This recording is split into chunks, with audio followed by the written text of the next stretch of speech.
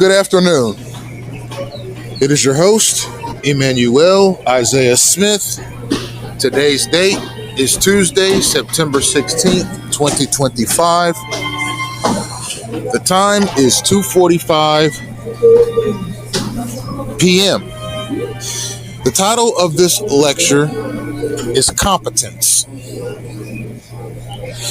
And the reason that I have decided to talk about competence, particularly in governmental matters, and even more particularly how governmental matters relate to gang stalking, is because when I walk around on a daily basis, when I wake up in the morning, as I stroll through the park, as I go to the bus stop, as I hop on the bus, as I ride to my destination, as I hop off the bus, as I go about my daily business, as I maintain my social media pages, as I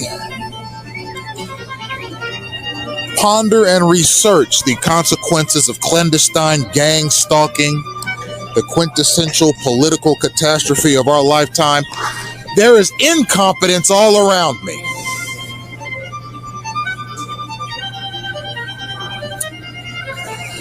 As I go about the daily trajectory of my personal existence through time and space, I run into blazing, glaring, and super obvious instances of some of the most horrific examples of flaming incompetence you've ever seen.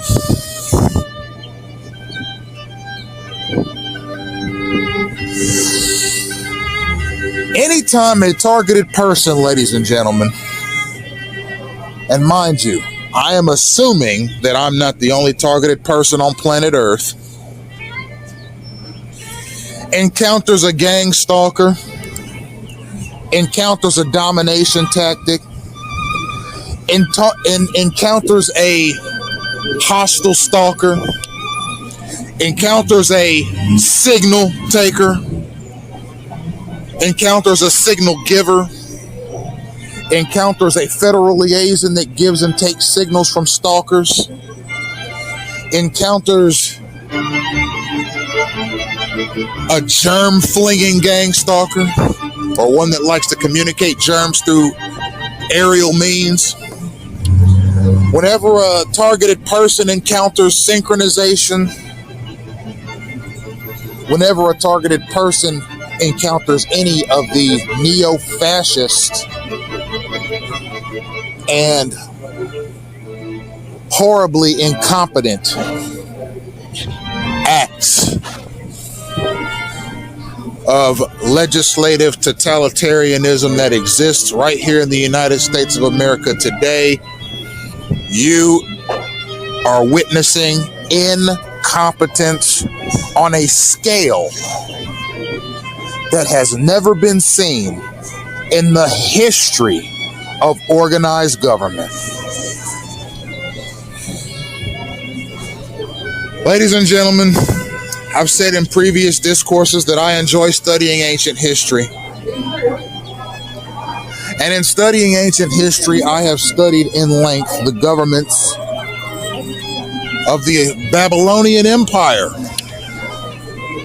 the Assyrian Empire before it, the Persian Empire, which came after it, the Greek Empire, which came subsequent to the Persian Empire, the Roman Empire, which came after the Greeks, the Ottoman Empire,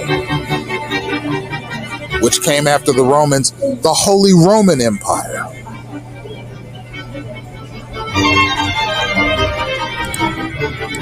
the British Empire, the Mongolian Empire, the empires of China, Japan, and Korea. the empires of Egypt, the empires of Carthage.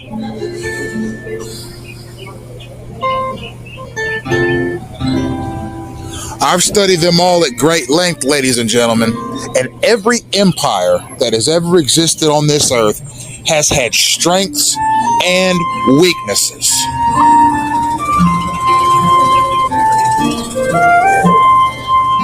Is America an empire? No, not anymore. It was an empire when it was on the cutting edge of everything from technology to finance to military capabilities. But all the other countries have caught up. So America can't have its way with other countries like it used to. And quite frankly, there are members of the Department of Defense's apparatus that feel emasculated by that. They miss the old America. They miss the America of the 50s, of the 60s, of the 70s, of the 80s. The America that could just fly over into any country in the world, set up military bases, and tell them it's for your own good. Don't resist or we'll drop a nuclear warhead on you.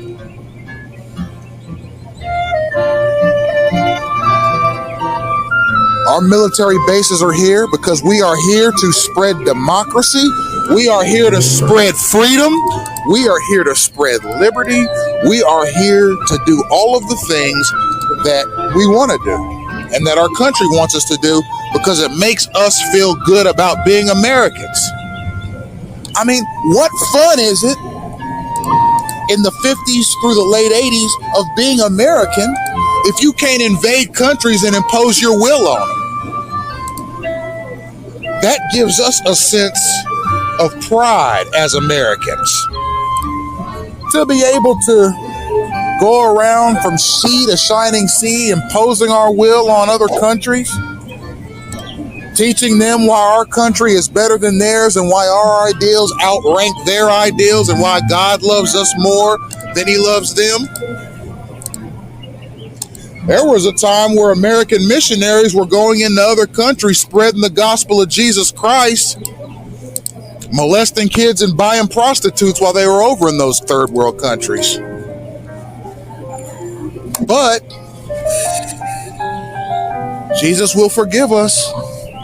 Jesus will forgive us, ladies and gentlemen, because we put God, in God we trust, on our money. Yeah, our soldiers, some of the finest men and women in the world, not just in the country, in the world. We will go to your country, we will set up a military base, and we will find every single prostitute in your country, and we will pay each and every one of them to do whatever we tell them to do, whenever we tell them to do, and we will tell them that is in their best interest because we are superior to the men that they have in their country. And because we're superior, they ought to be thanking us for making their women and girls satisfy 20 or 50 of us in a day. They should feel proud. Your political leaders should feel a sense of elatement and joy that they have the opportunity to be lectured by our politicians. We're going to send politicians to your vicinity. We're going to set it up through an ambassador. It's going to be beautiful. We're going to tell you why your currency is so low. We're going to tell you why your culture is so degenerate. We're going to tell you why your history doesn't stack up to ours. We're going to tell you why our God is superior to yours. We're going to tell you why our military is stronger, why our men and women are cleaner and have higher and more noble ideals. We're going to tell you why our children are smarter than yours. We're going to tell you why we're more innovative than you. And we're going to tell you why in the afterlife, we're going to be rewarded and your people are going to be punished and subdued. As a matter of fact, if you want to make it to heaven, you got to go through our people.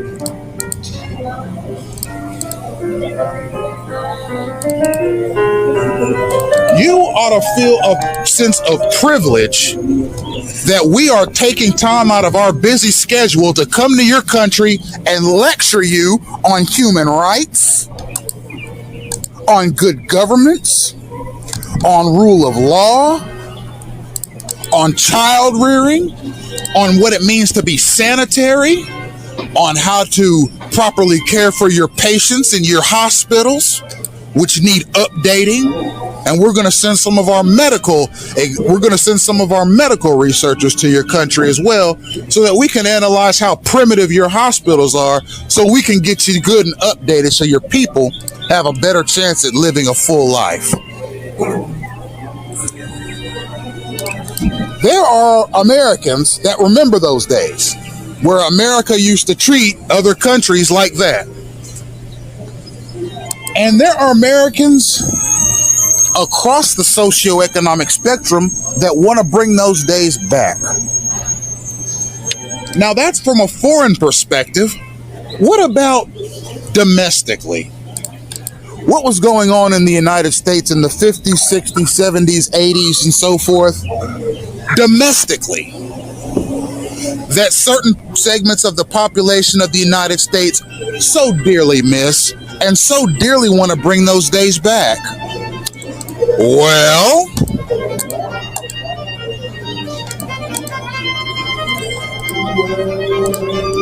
how about the days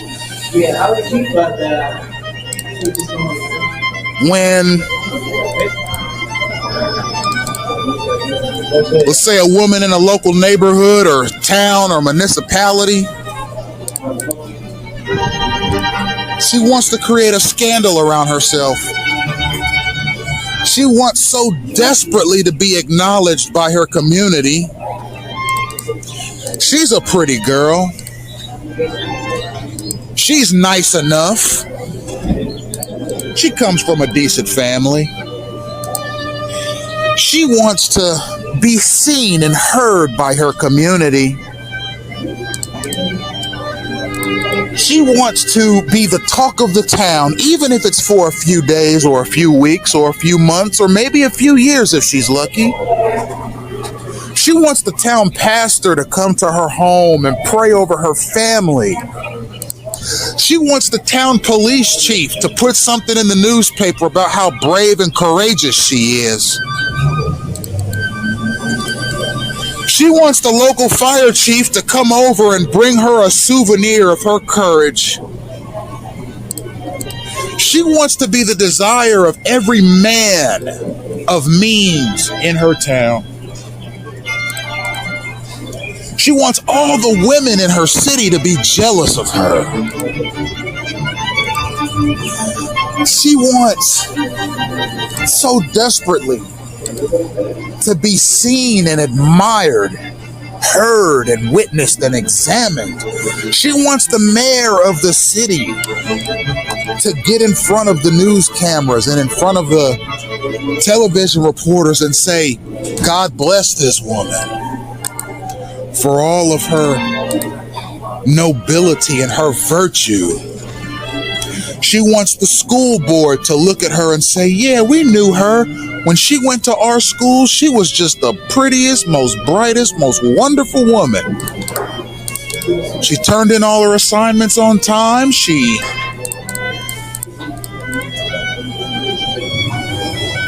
was good to her teachers. She did well on tests. She was an exemplary student.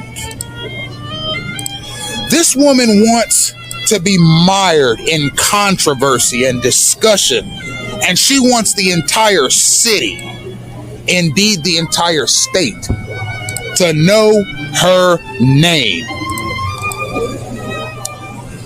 So she conspires, and eventually she comes up with the perfect plan to achieve her dream of local fame.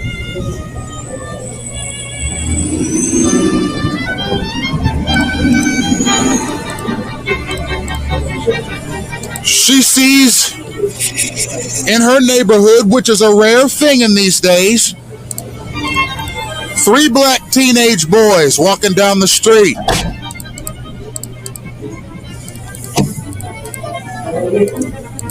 They sit down in a local park.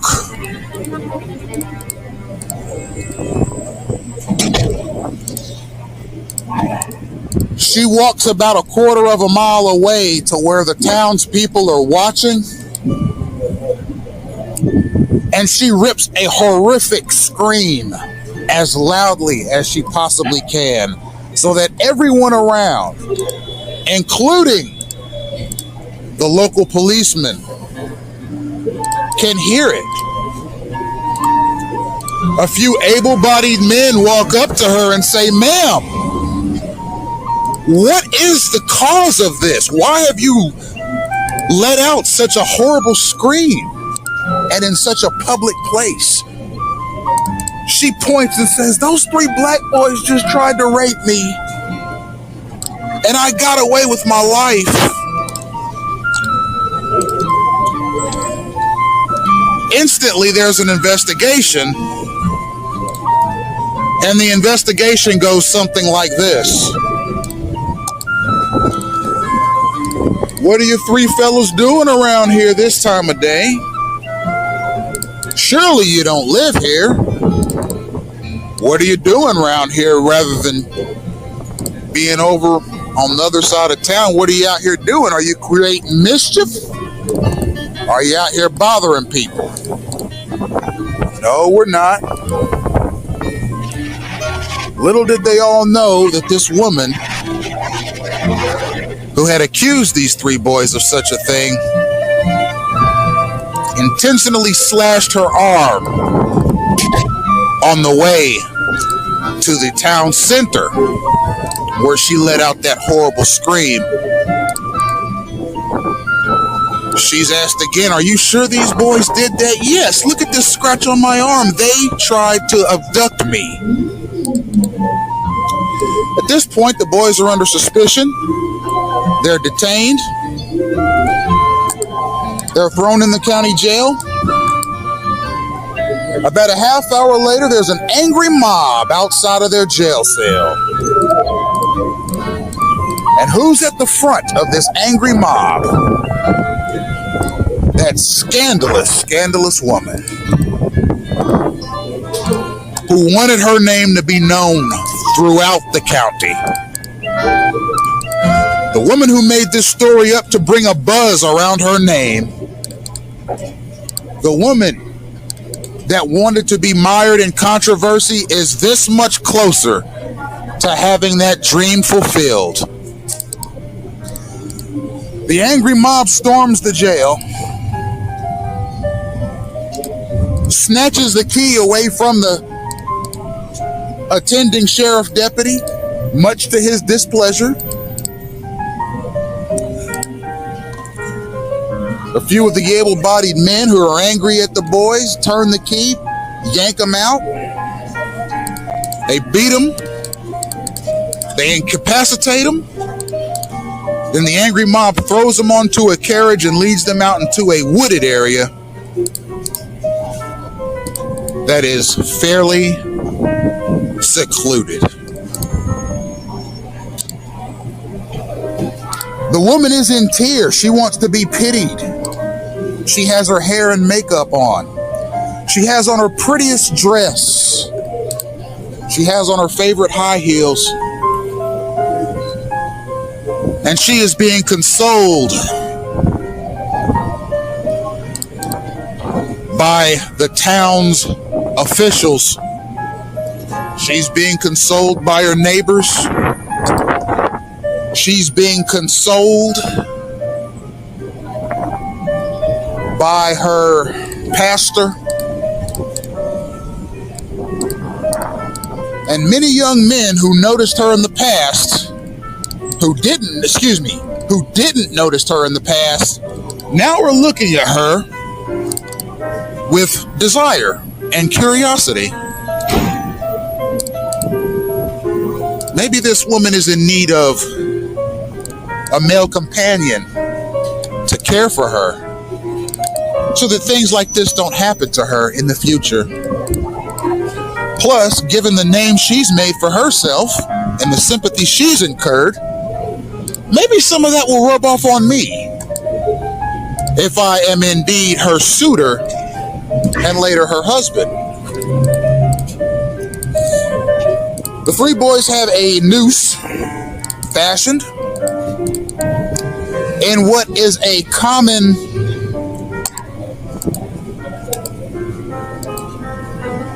instance of vigilante justice. The nooses are fastened tightly around their necks, and the last thing they see is an angry mob with pitchforks and torches, chanting, pleading, indeed calling for their immediate murder. No judge, no jury, only executioners.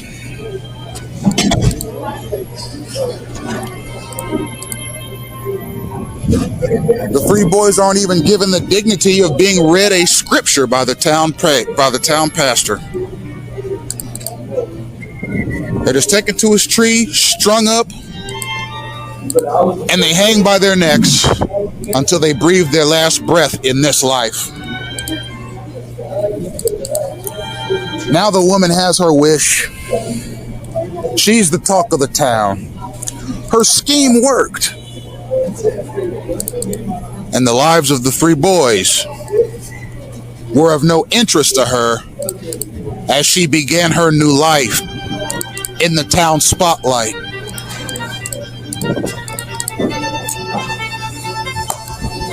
Some people in this country want to go back to those days. The days where you could tell another person what to do and how to do it. And if they refused or showed any sign of resistance, you would attack them, even in certain instances requiring their life of them. There are people that want to go back to the days where you didn't need a judge or a jury. You didn't need a lawyer. You didn't need a prosecutor. You didn't need a defense attorney. You didn't need a legal process. You didn't need a constitution. You didn't need habeas corpus. You didn't need any bail proceedings. All you needed was a person with enough hate in their heart and enough of humanity's own brand of hubris to achieve what you wanted to achieve. There was a scientist and anthropologist, indeed he was a biologist and a polymath, named Charles Darwin. He was alive during the times that I speak of. He once said that the trajectory of living things fits one criteria, and that criteria is called survival of the fittest. It's a simple enough concept. Whoever's stronger, whoever's smarter, whoever's more adaptable gets to move on from generation to generation on this earth. And those who are less smart, less strong, and less adaptable eventually become extinct.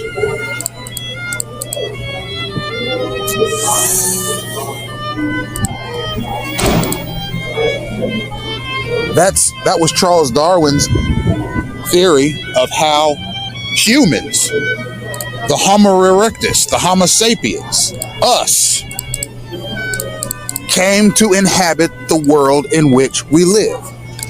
He believed that at one point in the trajectory of humankind, let's say 1 million years ago, there were a number of different variations of humans that lived on this earth.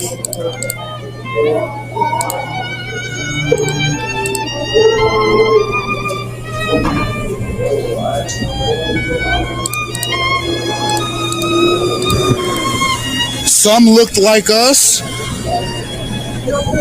Some looked like other people. Some looked like half ape, half humans. But ultimately, there was a war of survival. There was finite resources at any given point. There was finite resources at any given point in time in various regions throughout the world. And as it turns out, the Homo sapiens, which were our ancestors, were smarter, fitter, and more adaptable than the various other derivatives of Homo erectus that lived on the earth. And because the Homo sapiens were able to outperform the other Homo erectus species with respect to just simply being able to survive, the Homo sapiens lived on, and the other species or the other classes of Homo erectus, they became extinct because they simply couldn't adapt to Earth's demands the way our ancestors, the Homo sapiens, were able to. Do we live in a survival of the fittest world today? Well, in some respects we do, in some respects we don't. I don't know, it's hard to say. There are 7.1 billion people on this earth. It's hard to say how many of them live day to day in an environment where simply the toughest or the strongest or the smartest or the most adaptable win. I can tell you this though, the style of government that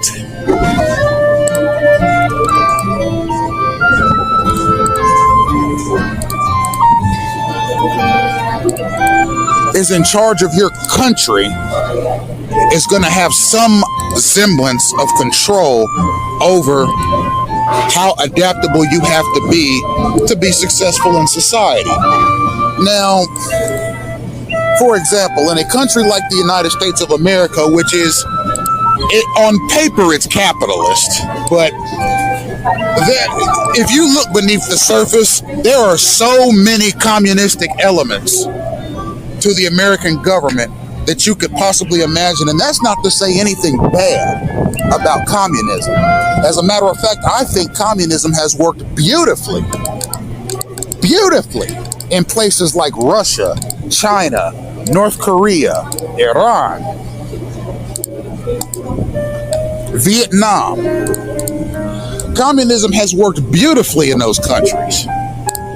And they openly declare we are a communist country. We believe that Marxist communism is the most effective form of government. We believe that the political theory that came out of Marxism, which is the politics of Karl Marx, we believe that this is the best political philosophy for big governments. They openly declare we're communist. Now, the United States openly declares capitalism, but how capitalist are we really? Because through this thuggery, this open-air thuggery called gang-stalking, which the Congress authorized post 9/11 as a national security auxiliary to its war on terror and its war on its citizens,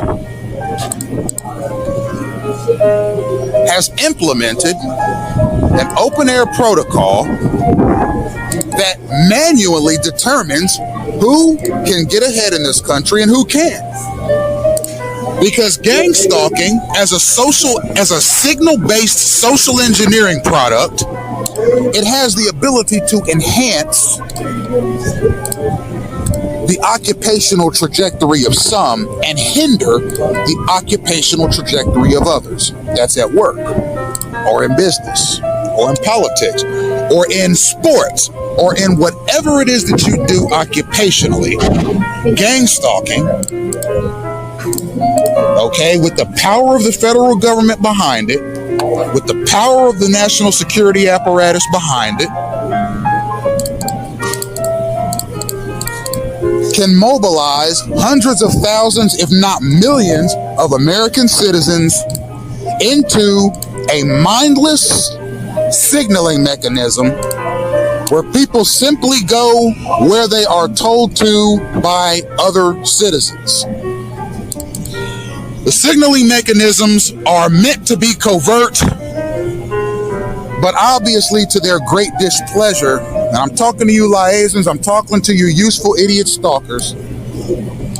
To your great displeasure, me, your host, the person you're listening to right now, Emmanuel Isaiah Smith, thanks to me, I have decoded the way you maneuver and the way you operate. And you know what? This stooge-like program you've put together to try and bring back the days where a person could mindlessly accuse someone of something they didn't do and have the gates of hell descend upon them are over.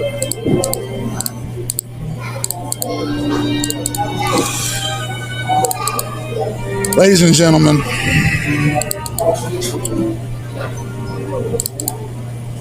United States claims a lot of things. United States never claims competency, which I've always found to be quite interesting. In its official documents, it claims to be a constitutional republic, which it is not. It claims to be a democracy, which it is not. It claims to be a shining city on a hill, which it is not. And it claims to be this wonderful melting pot, which it is not. These are all labels and titles that our federal establishment has assumed through congressional legislation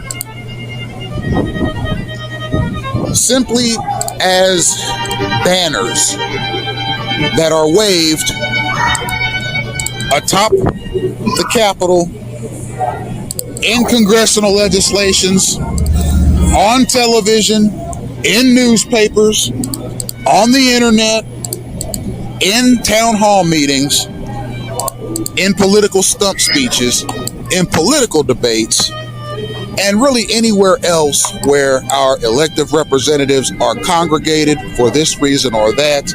We hear these same talking points repeated over and over and over again.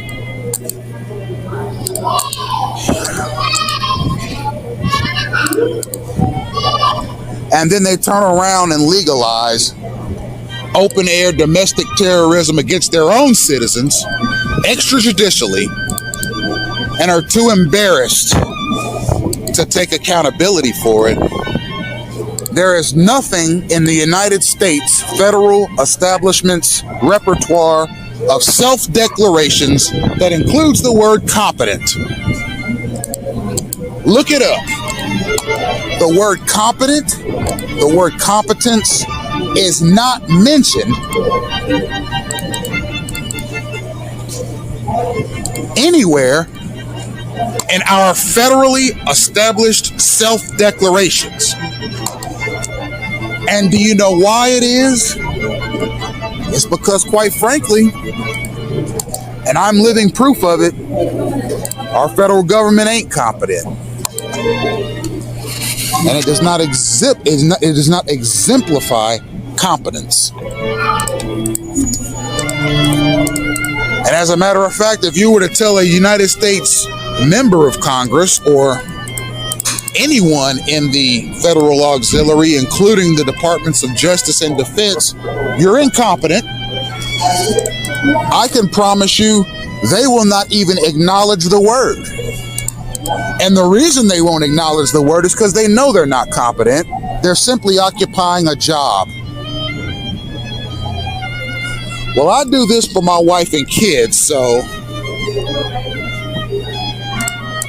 you know, I just collect the check, you know. I mean, it's a job. It's a job, you know.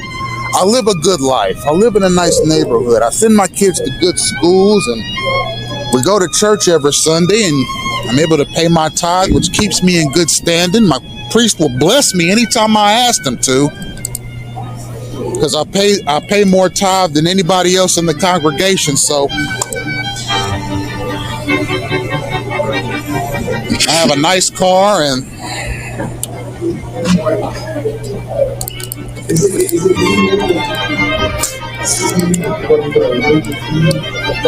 I have a beautiful backyard, a swimming pool, and a beautiful playpen for my kids. If one of them falls off the playpen and hits their head on the ground, I could pick them right up and take them to the local hospital with my good insurance.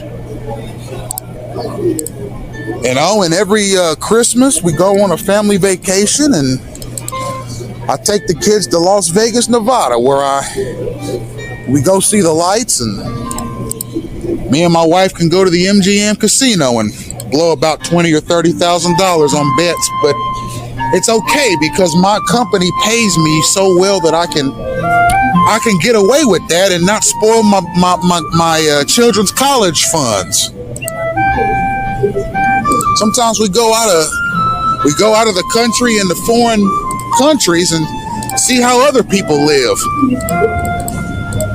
And we make jokes about the people in the foreign countries, and then when we're on the plane back to our home country, we can joke about them even more. And talk about how glad we are to be Americans.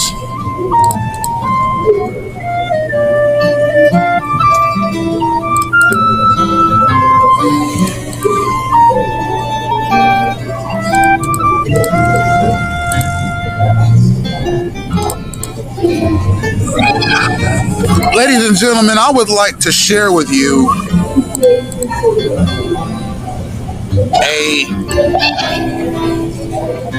a bit of philosophy. I come across a couple of neat stories that originated in ancient Greece.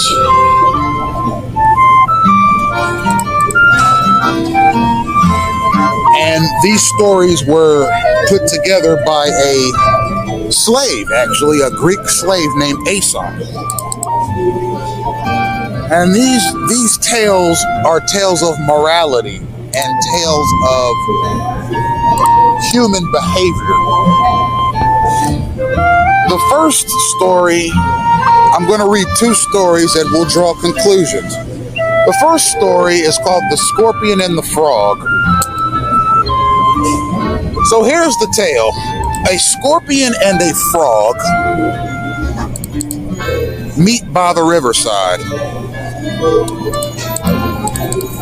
The frog is an excellent swimmer. The scorpion sees the frog constantly in the water, splashing around, diving, swimming about with ease and grace. The scorpion, however, can't swim at all. If the scorpion jumps into the water, it sinks to the bottom, and that's the end of the scorpion.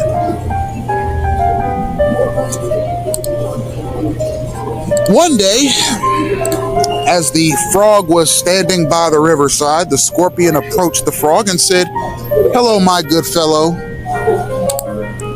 Will you please give me a ride on your back to the other side of the riverbank? I'd go myself, but I cannot swim." The frog looked at the scorpion and thought about it, and initially said, "No, I cannot help you because, well, if you sting me as I am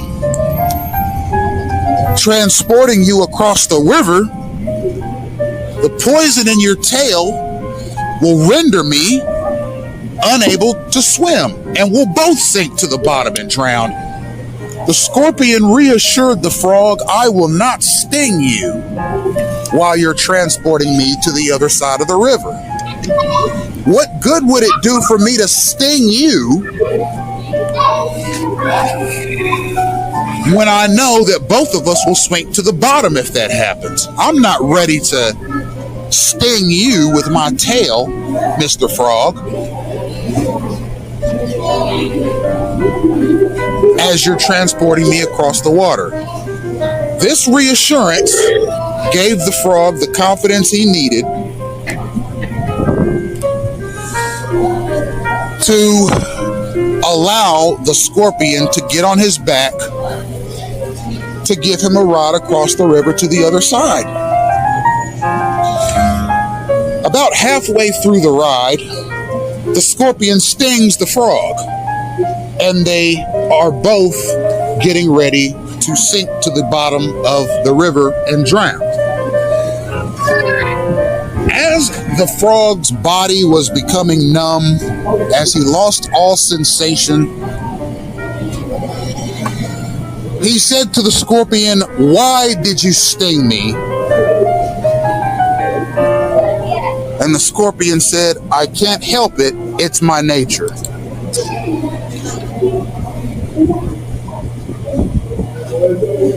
And both the scorpion and the frog sank to the bottom of the river and promptly passed away. I'm going to tell you another similar story that fits the mold of Aesop's fable of the scorpion and the frog. This story is called The Farmer and the Viper, and it has a similar narrative and a similar moral that I'm going to tie and connect together to the moral of the scorpion and the frog, and ultimately of my relationship with my gang stalkers and my federal government. We're going to connect all the dots today, ladies and gentlemen. This story is about a farmer, a hardworking man, a good man, a considerate man, a man with a good wife, a man with loving children, a man who's earned a good living for himself being a farmer in his local town. He's well respected by the residents. He's well respected by his family. He's well respected at his church. He's well respected by the general establishment of the town that he lives in, and he's made a good living for himself too, a real good living. And he's able to take care of his family real good and contribute to society. He's a good farmer, and the kind of man that anyone in the agricultural business can set their kids on the path to being just like this farmer. Every winter, this farmer has a Christmas party that he throws for his close family and friends at his beautiful ranch. And this Christmas party is well attended. There's presents and music and singing and cooking and good food, and there's Bible reading going on there. It's a good family environment.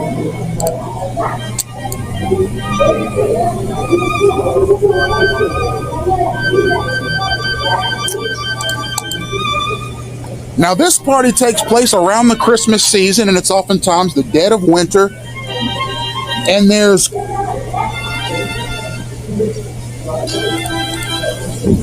snow everywhere. There's snow on the ground. There's snow coming down off the tree branches. There's snow coming down there's snow coming down out of the sky. So much snow, in fact, that the farmer sometimes has to get together with his son and some of the other locals and shovel the driveway. He pays them good to help him out too. And in these Christmas parties, the family sometimes goes out in the front yard and makes snowmen. Sings Christmas carols and drinks hot chocolate. And sometime even in the dead of winter, they build a big bonfire and roast hot dogs and marshmallows. They really enjoy this time of year, the farmer and his family and friends. But this particular Christmas season, something peculiar happened.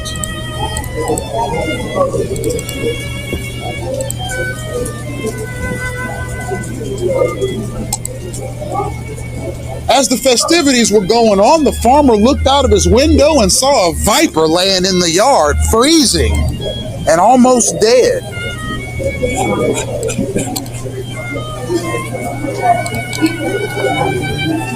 It was laying in the snow. It lost its color. There were icicles hanging down from his head, and he was almost lifeless, and he was barely moving. And the farmer, this good man, he took pity on the viper. He took pity on the viper.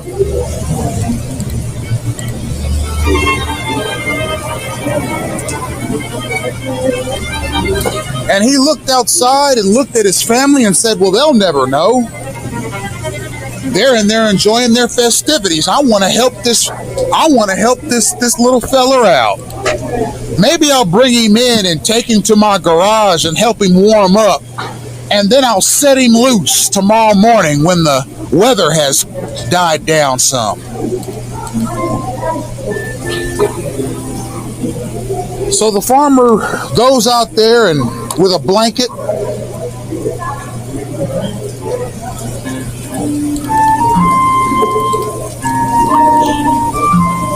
and picks the scorpion up, picks the viper up and wraps it up in a blanket to help it stay warm.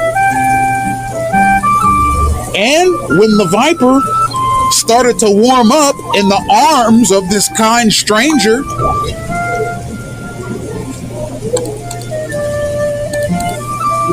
it got its strength back and bit the old man right in the neck.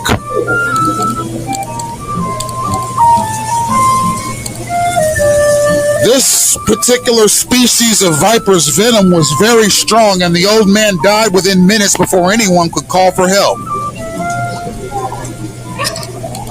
And that's the end of the story.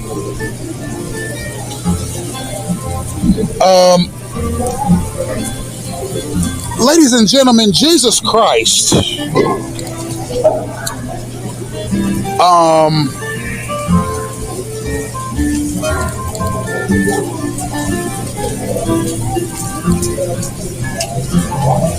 the subject of the four Gospels of the New Testament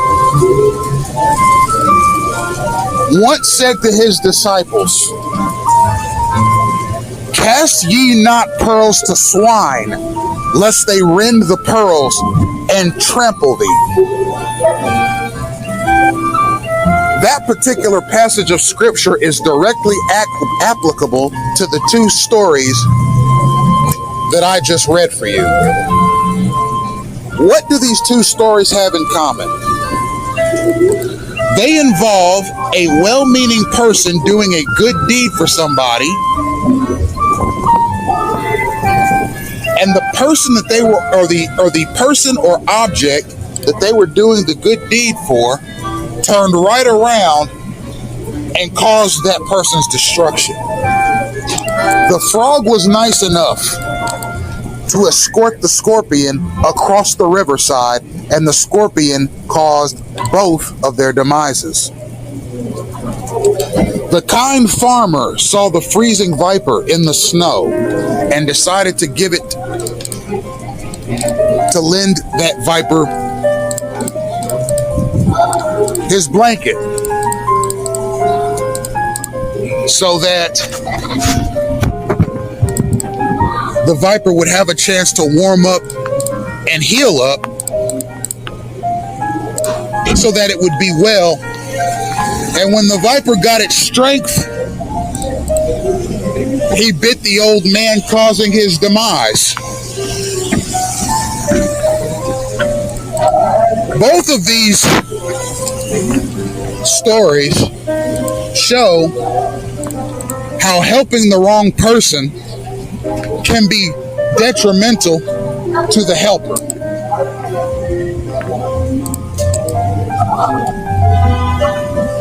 Christ gave his word of wisdom concerning this to his disciples. Do not cast pearls to swine, lest they rend the pearls and destroy thee. If the frog had have refused the accommodation to the scorpion, then the frog would have been able to go about his life healthily. If the farmer had just let that viper freeze, the next morning the farmer could have walked outside, grabbed the frozen viper, and thrown it into a trash receptacle and never saw it again. But in helping the wrong person, both the frog and the farmer became irrevocably destroyed. Now, I'm going to tell you guys something, and I'm going to tell you something right now. With respect to this gang-stalking campaign I'm in, I have no intention whatsoever of assisting my stalkers.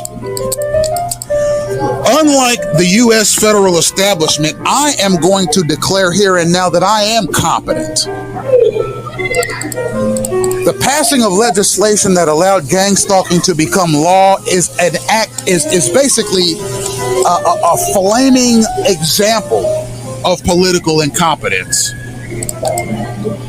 It's criminally negligent vetting of national security bills, which essentially have allowed for vigilante mob rule throughout this country. And this vigilante mob must use signals, covert signals, to keep from being found out when they go about town instigating various acts of thuggery amongst themselves and others.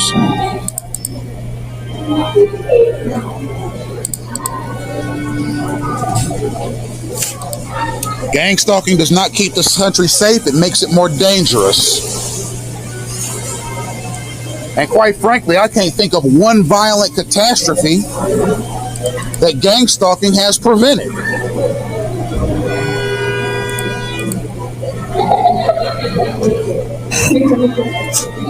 It's an annoying, useless, wasteful, hostile, and thuggish program.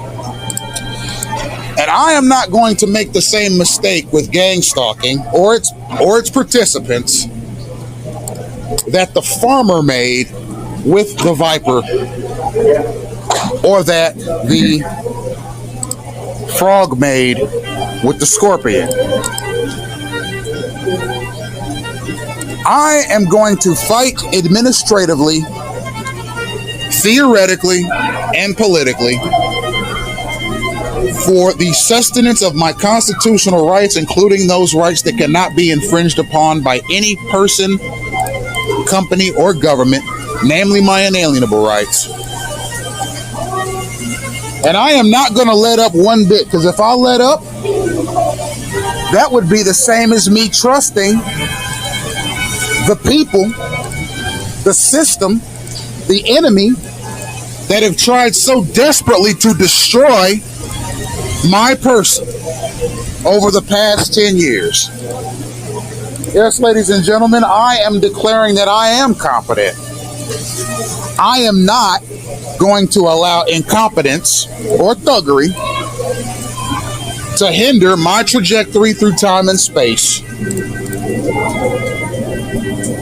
I am not going to allow such a thing to replace the sane and bright path that I molded, that I blazed for myself from birth to 2016 when I finally realized that I was a targeted individual. I am more competent than Congress because I was able to sniff out, identify, and report a semi-terroristic attack protocol that is posing as national security legislation in this country. I hope that Congress, that the federal establishment of this country will take steps to get back on the path to competence. Competence being the respect of inalienable rights. To be an asset to the global economy rather than a detriment. To be an asset to global societal mechanisms and not a detriment. To be an asset to its citizens and not a detriment. The national security scare is over, ladies and gentlemen. Osama bin Laden is dead. Most of his generals dead.